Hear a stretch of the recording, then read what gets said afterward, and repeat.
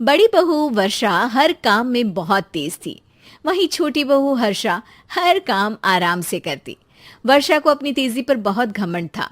वो बात बात पर हर्षा को ताना मारा करती। एक दिन वर्षा किचन में खाना बना रही होती है और हर्षा से कहती है, देवरानी जी, इतना धीमे धीमे खाना बनाओगी तो लोग भूख से मर जाएंगे। पिछले जन्म में कछुआ थी क्या?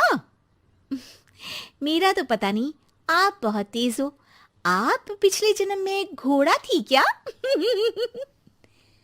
वर्षा आराम से चली जाती है। खाना खाने के बाद वर्षा का पति गौतम, हर्षा का पति लोकेश और उनके माता पिता बैठकर टीवी देख रहे होते हैं। तभी सास कहती है, अरे रामायण लगा दो हर्षा। हर्षा धीरे धीरे चैनल बदलती है। जब तक रामायण के चैनल पर पहुंचूगी रावण मर भी चुका होगा। हाँ बेटा हर्षा, जल्दी लगा देना, राम भगवान के दर्शन कर लूं। जी लगा तो रही हूँ। इतना स्लो? सासू माँ इतने में तो अयोध्या जाके राम भगवान के दर्शन कराएंगी। सब वर्षा की बात पर हंसने लगते हैं। वर्षा हर्षा के हाथ से रिमोट लेकर रामायण लगा देती है। हर्षा बुरा नहीं मानती और वो भी हंसते हुए वहां से चली जाती है। एक दिन हर्षा खाना खा रही होती है। तभी वर्षा वहां आके कहती है, अरे कितना धीमे धीमे खा रही हो। इतने में तो शादी में 100 लोग खाना खा लेते। आधे घंटे से खाना खा रही हो तुम। अरे खाने को चबा चबा कर खाना चाहिए। हाँ हाँ, आप तो चबा के भी खाती हो और दबा के भी। अरे आपको मेरे धीरे खाने से दिक्कत है या ज्यादा खाने से? अरे आप धीमे खाओ या ज्यादा खाओ मुझे क्या। बस मैं ये कहने आई थी कि सुबह कुछ मेहमान आ रहे हैं, जल्दी उठ के खाना बना लेना, देर मत करना। साथ में बनाते हैं ना। तुम्हारे साथ बनाऊंगी तो स्पीड को 5वें गियर से पहले गियर पर ले आना पड़ेगा। अरे भाई, तुम्हारे साथ रहकर तो मेरी तेज रफ्तार पर भी असर पड़ेगा और मैं भी तुम्हारी तरह हौले हौले काम करने लगूंगी सब। ठीक है, मैं पराठे बना लूँगी और सब्ज़ी बना लूँगी। आप चपाती बना लेना और दाल बना लेना। हाँ हाँ ठीक है, पर अलग अलग ही बनाएंगे। अगले दिन हर्षा जल्दी उठ के काम करने लगती है और वर्षा सुबह उठ के ये सोच के वापस सो जाती है कि काम तो वो तेज कर ही लेती है। अगर थोड़ी देर सो भी जाएगी तो भी हर्षा से पहले तो काम निपटा ही लेगी। हर्षा बेटा, आज भगवान के लिए थोड़ा जल्दी हाथ चलाना। हाँ, मेहमान आने ही वाले हैं। जी हाँ माँ, आटा गूंद लिया है, आलू उबल रहे हैं, पराठे बनाने ही वाली हूँ, फिर सब्जी भी बना लूँगी। इतने में ही वर्षा वहाँ आ जाती है। माँ जी, मेरा तो आप टेंशन ही मत लो, अभी उठी हूँ, लेकिन देखना खाना फटाफट राजधानी एक्सप्रेस की स्पीड से बना दूंगी। इतने में ही मेहमान आ जाते हैं। आइए आइए आइए, खाना बन ही रहा है, चाय बनवा लेती हूँ पहले आपके लिए। सास किचन में आती है। वर्षा, वो लोग आ गए, चाय बना दे जल्दी से। हर्षा को नहीं बोल रही क्योंकि वो तो सुबह की चाय देने में शाम कर देगी। चाय बन भी चुकी है माँ जी। वर्षा तेज ही नहीं, सबसे तेज है। आप चलिए, मैं चाय लेकर आती हूँ। वर्षा मेहमानों के सामने चाय लेकर जाती है। ये हमारी बहू है वर्षा, तेज वर्षा कहते हैं इसको। हर काम में इतनी तेजी रखती है जैसे मिल्खा सिंह भाग रहा हो। अरे वाह वाह, फिर तो खाना भी जल्दी मिलेगा हमको। हाँ हाँ, आप चाय नाश्ता खत्म कर लेंगे, उसके पहले ही वर्षा जल्दी से स्वादिष्ट खाना भी लेकर आ जाएगी। वादा तो कर लिया जल्दी खाना देने का। आपकी चपाती भी नहीं बनी और दाल भी नहीं उबली। फिर भी तुमसे पहले काम खत्म हो जाएगा मेरा। तुम्हारी तरह नहीं हूं, घड़ी की सबसे पतली सुई की जैसे धीमे धीमे धीमे काम करती हो तुम। बस वर्षा अपने तेज हाथों से दाल कुकर में चढ़ाती है और आटा निकाल के गूंथने लगती है। थोड़ी देर में कुकर की तेज सीटी बजती है। और वर्षा का हाथ डोल जाता है। आटे में पानी ज्यादा पड़ जाता है। अरे रे, आटा तो ज्यादा गीला हो गया। वर्षा जब रोटी बेलने लगी तो एक भी रोटी गोल नहीं बन रही थी। कोई रोटी श्रीलंका के नक्शे जैसी थी तो कोई रोटी ऑस्ट्रेलिया के नक्शे जैसी बनती। वर्षा चिढ़ जाती है। कुकर फिर से जोर से सीटी मारता है। सास बाहर से आवाज देती है, वर्षा बेटा, आज स्पीड थोड़ी कम लग रही है। टाइम और लगने वाला हो तो बता दो बेटा। वर्षा को ये बात सुनकर बहुत बुरा लगता है। वो सोचना भी नहीं चाहती थी कि कभी उसकी तेजी पर कोई सवाल उठेगा। वहीं हर्षा धीमे धीमे अपना काम करती रहती है। वर्षा दाल बनाते वक्त भी इतनी घबरा जाती है कि जल्दबाजी में दाल में नमक ज्यादा गिर जाता है। वर्षा का खाना फिर भी हर्षा से जल्दी तो बन जाता है और जब खाना मेहमानों के सामने लगता है तो सब हर्षा के खाने की तारीफ करते हैं। अरे पराठी तो कमाल की बनी है और सब्जी भी। बस दाल में नमक थोड़ा इधर उधर हो गया है। वर्षा को बहुत शर्म आती है और वो नीचे सर करके खड़ी रहती है। तभी हर्षा कहती है, वो ना मैं थोड़ी जल्दबाजी कर गई और नमक ज्यादा हो गया, पर पराठे तो वर्षा भाभी ने ही बनाए हैं, इसीलिए तो अच्छे बने हैं। वर्षा ने कभी नहीं सोचा था कि हर्षा के काम की इतनी तारीफ होगी, लेकिन वो उसका यश वर्षा को दे देगी।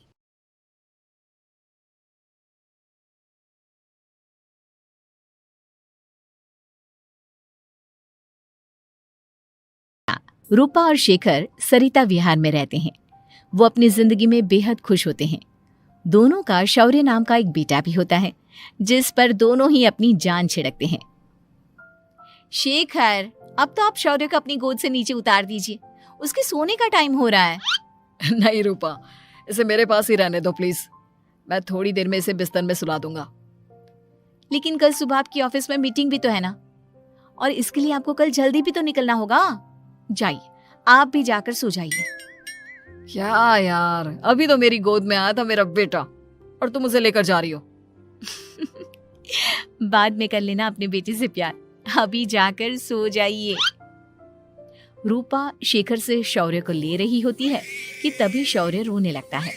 शौर्य को रोता देखकर रूपा उसे फिर से शेखर को थमा देती है। आपका बेटा ना एक नंबर का नौटंकी है, बिल्कुल आप पर गया है वो। साफ बोलो ना, तुम्हें जलन होती है हम दोनों बाप बेटे का प्यार देखकर। पहले बड़ा तो होने दो तुम शौर्य को, फिर देखना वो सबसे ज्यादा मुझे ही प्यार करेगा। देखते हैं। ऐसे ही दिन बीतते चले जाते हैं और एक दिन कैंसर की बीमारी के चलते रूपा की मौत हो जाती है। अब शौर्य 3 साल का हो चुका होता है, जिसके कारण उसकी दादी शेखर पर दूसरी शादी का दबाव बनाने लगती है। शेखर, शौर्य अभी बहुत छोटा है और उसे इस समय एक माँ के प्यार की बहुत जरूरत है। माँ, मुझे दूसरी शादी नहीं करनी। क्या पता जो दूसरी औरत आएगी वो मेरे बेटे को एक माँ का प्यार दे या ना दे। तो रूपा की छोटी बहन वैशाली से ही शादी क्यों नहीं कर लेता? वो तो शौर्य को एक माँ का प्यार पूरा दे सकती है ना। मैंने कहा ना माँ, मुझे दूसरी शादी नहीं करनी, और अपनी ही पत्नी के बहन से तो हरगिज नहीं। ऊपर से अगर रूपा देख रही होगी तो वो क्या सोचेगी? अपने लिए ना सही, लेकिन तुझे शौर्य के लिए तो शादी करनी ही पड़ेगी ना बेटा। शेखर कुछ कहता उससे पहले ही अंजुमन उसे रूपा की कसम दे देती है, जिसके आगे मजबूर होकर शेखर शादी के लिए हामी भर देता है। देखो वैशाली, मैंने तुमसे शादी सिर्फ अपने बच्चे के लिए की है। मैं चाहता हूं कि तुम उसे एक माँ का भरपूर प्यार दो। शौर्य, आपके साथ साथ मेरा भी कुछ लगता है। अगर आप मुझसे शादी नहीं भी करते तब भी मेरा प्यार शौर्य के लिए कभी कम या ज्यादा नहीं होता। शादी के कुछ दिनों बाद ही शेखर की माँ की भी मौत हो जाती है। वैशाली शौर्य को एक माँ से भी बढ़कर प्यार देती है। शौर्य को लेकर वैशाली का यूं निस्वार्थ प्यार देखकर शेखर को भी उससे प्यार हो जाता है और कुछ सालों बाद शेखर और वैशाली का भी लड़का हो जाता है। लेकिन इसके बाद वैशाली का शौर्य को लेकर बर्ताव बदलने लगता है। वैशाली, मैं देख रहा हूँ तुम आजकल शौर्य का जरा भी ध्यान नहीं रख रही हो। मुझे पता नहीं था कि आदित्य के होने के बाद तुम इतना बदल जाओगी। आदित्य मेरा अपना सगा खून है और शौर्य दीदी का, फिर मैं दोनों में अंतर कैसे नहीं करूं? माँ भले ही दोनों की अलग अलग है, लेकिन पिता तो एक है ना। अगर मुझे पहले पता होता कि तुम इतनी जल्दी बदल जाओगी तो मैं कभी तुमसे शादी ही नहीं करता। हाँ, तो किसने कहा था आपसे मुझसे शादी करने के लिए? मैं थोड़ी ना आई थी आपके पास, आपकी माँ ही आई थी मेरे घर आपका रिश्ता लेकर। वैशाली, मुझे तुमसे ऐसी उम्मीद नहीं थी। गुस्से में शेखर अपना पैर पटकता हुआ शौर्य को वहां से लेकर चला जाता है। पापा, मम्मा मुझसे प्यार क्यों नहीं करती? क्या मैं उनका सगा बेटा नहीं हूँ इसलिए मुझसे प्यार नहीं करती? मम्मा नहीं करती तो क्या हुआ बेटा, पापा तो करते हैं ना आपसे प्यार। कुछ दिनों के बाद, आज तुझे खाना पीना कुछ नहीं मिलेगा, चल चुपचाप से अपने रूम में जाकर सो जा। माँ, अब भाई को खाना क्यों नहीं दे रही हो? बेटा तू आराम से खाना खा, इस नालायक की चिंता मत कर। एक दिन खाना नहीं खाएगा तो मर नहीं जाएगा ये। अगर भैया नहीं खाएंगे तो मैं भी नहीं खाऊंगा। तू अपने भाई का भक्त क्यों बन रहा है? ये तेरा सौतेला भाई है, सगा नहीं जो तू लक्ष्मण बन रहा है। माँ, आपको इतना भी नहीं मालूम? श्री राम और लक्ष्मण सगे भाई नहीं थे। श्री राम माता कौशल्या और लक्ष्मण माता सुमित्रा की कोख से जन्मे थे। दोनों के सिर्फ पिता एक थे लेकिन माँ अलग थी। मुझे ज्यादा ज्ञान देने की जरूरत नहीं है, ये सतयुग और त्रेता युग नहीं है, समझे? आया बड़ा भाई का चमचा। इतना कहकर वैशाली वहां से चली जाती है, जिसके कुछ टाइम बाद शेखर वहां आता है और आदित्य उसे सारी बात बताता है। मुझे माफ कर दो शौर्य, तुम्हारी माँ के जाने के बाद मुझे दूसरी शादी का फैसला करना ही नहीं चाहिए था। अगर मैं दूसरी शादी नहीं करता तो शायद आज तुम्हारी ये हालत ना होती। नहीं पापा, अगर आप शादी नहीं करते तो मुझे आदित्य जैसा छोटा भाई कभी नहीं मिलता। थैंक यू मुझे इतना अच्छा भाई देने के लिए।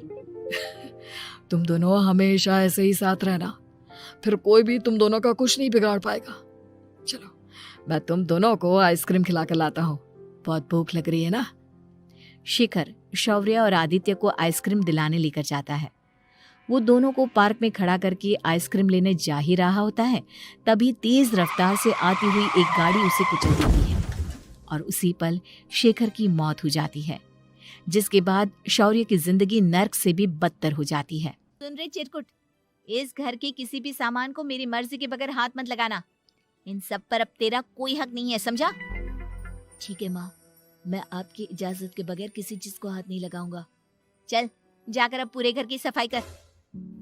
महज 7 साल का शौर्य वैशाली के कहने पर अपने नन्हे नन्हे हाथों से पूरे घर की सफाई करने लगता है।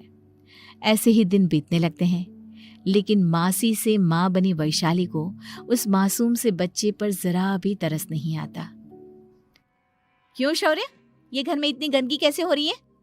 ढंग से सफाई नहीं की है क्या तूने? माँ, मैंने तो अच्छे से सफाई की थी, लेकिन आदित्य बार बार इधर उधर चलकर गंदा कर देता है। अच्छा, खुद से एक काम ढंग से नहीं होता और अपनी गलतियों का जिम्मेदार मेरे बेटे को ठहराता है। इतना कहकर वैशाली बांस का डंडा उठाकर शौर्य को जोर जोर से मारने लगती है। तभी वहां वैशाली के मायके वाले भी आ जाते हैं और उसकी सारी करतूतें देख लेते हैं। माँ, मैं ऐसा क्या करूं जिससे आप मुझे भी आदित्य के जितना प्यार करोगी? बोलिए ना माँ, मेरे क्या करने से आपके अंदर मेरे लिए ममता जागेगी? वैशाली शौर्य की एक नहीं सुनती, उसके ऊपर डंडे बरसाती जाती है। हद पार होते देख वैशाली की माँ उसका हाथ पकड़ती है और जोर से उसे थप्पड़ मारती है। यही सब करने के लिए तूने दामाद जी से शादी की थी? हमने सपने में भी तुझसे ऐसी हरकत की उम्मीद नहीं की थी। तू माँ नहीं, माँ के नाम पर एक धब्बा है। बस कीजिए माँ, आदित्य के इस दुनिया में आने से पहले मैंने इसे बहुत प्यार किया था, लेकिन अब जब मेरी खुद की औलाद है तो मैं किसी और के बच्चे से प्यार क्यों करूं? अरे नालायक औरत, जिसे तू किसी और का बच्चा कह रही है वो तेरी खुद की सगी बहन का बच्चा है। बहन है तो क्या हुआ, मेरे अपने बच्चे से बढ़कर तो नहीं हो सकता ना ये कभी। अगर यही बात थी तो तू हमें पहले बता देती, हम शौर्य को अपने साथ ले जाते। उसे इस तरह प्रताड़ित करने की क्या जरूरत थी? अगर आपको लेकर जाना है ना तो ले जाइए इसे, मैं नहीं रोकूंगी। नहीं माँ, मुझे कहीं नहीं जाना, मुझे आपके साथ ही रहना है। मैं तेरी कोई माँ बाबा नहीं हूँ, तेरी माँ मर चुकी है, समझा? अब निकल जा मेरे घर से। माँ आप बहुत गंदी हो, मुझे भी नहीं रहना आपके साथ, मैं भी भाई के साथ ही जाऊंगा। अरे तू क्यों जाएगा? तू तो मेरा सगा बेटा है, जाने दे इसे। हम यहाँ ऐश से रहेंगे। तुम्हारे पापा बहुत सारी जमीन जायदाद छोड़ गए हैं तुम्हारे लिए। नहीं माँ, मुझे भाई के साथ जाना है। आप अच्छी नहीं हो, आप बहुत बुरी हो, आप भाई को बहुत परेशान करती हो। देख वैशाली, तुझसे ज्यादा समझ तो इस मासूम बच्चे में है। ये तेरे बुरे कर्मों का ही नतीजा है, जो आज तेरी सगी औलाद खुद से तुझे ठुकरा रही है। आदित्य, तुझे इस शौर्य ने भड़काया है ना मेरे खिलाफ? नहीं माँ, मुझे किसी ने भड़काया नहीं, पर मैं सब देखता हूँ, सब समझता हूँ। भाई बहुत अच्छा है, वो आपकी जैसा नहीं है। चलिए नानी। इतना कहकर वैशाली के मायके वाले आदित्य और शौर्य को अपने साथ ले जाते हैं और इस तरह वैशाली बड़े से घर में अकेली पड़ जाती है। दो बेटों के होते हुए भी आज उसे माँ कहकर बुलाने वाला कोई नहीं होता।